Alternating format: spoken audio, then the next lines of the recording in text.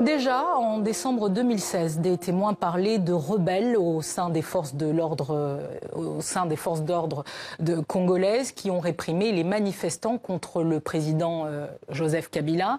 Ce lundi, l'ONG américaine Human Rights Watch va plus loin et révèle dans son rapport que des ex-rebelles du M23 étaient recrutés par l'armée. Les précisions de Laurie Fachot. Coup de tonnerre ce lundi. L'ONG Human Rights Watch accuse Joseph Kabila d'avoir recruté des anciens combattants du M23 pour qu'ils répriment les manifestations de l'année dernière. 62 personnes sont mortes alors qu'elles réclamaient le départ de Joseph Kabila, qui refusait alors de quitter le pouvoir après son deuxième et dernier mandat autorisé par la Constitution. Nous avons fait plus de 120 entretiens, y compris avec des commandants, des combattants et des leaders politiques de M23.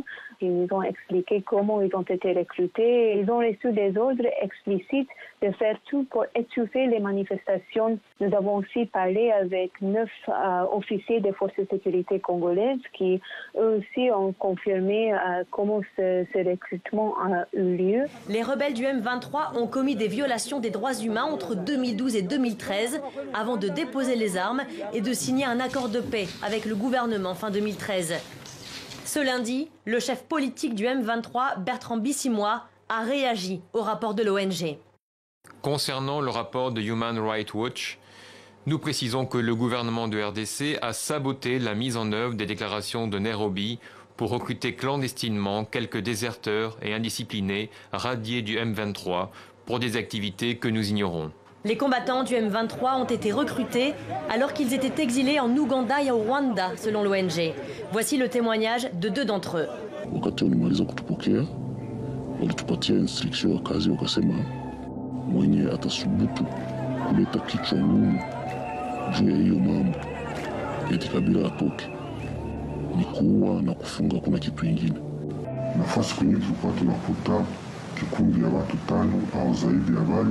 Tulikuwa tukiwakamata na kuwatia mkasho.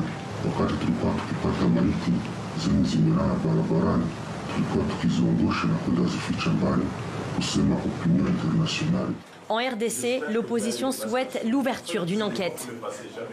Nous sommes donc surpris et préoccupés par les affirmations contenues dans le rapport de Human Rights Watch et qui méritent d'être approfondie par une enquête indépendante pour établir clairement la chaîne des responsabilités dans ce type de recours où l'ordre de tuer est donné à des forces qui agissent dans le cadre du maintien de l'ordre.